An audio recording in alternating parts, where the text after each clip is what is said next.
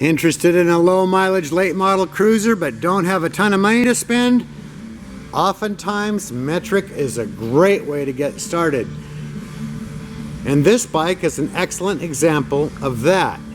It's a 2016 Kawasaki Vulcan S ABS. It's a 2016 with under 3,300 miles on it. Low miles, late model, great looking bike. 649cc engine, 6-speed transmission. I can't find any flaws on this, and I've looked at this bike like 4 times. Come on out and take a test ride on this white beauty today at North County Indian Motorcycle in San Marcos.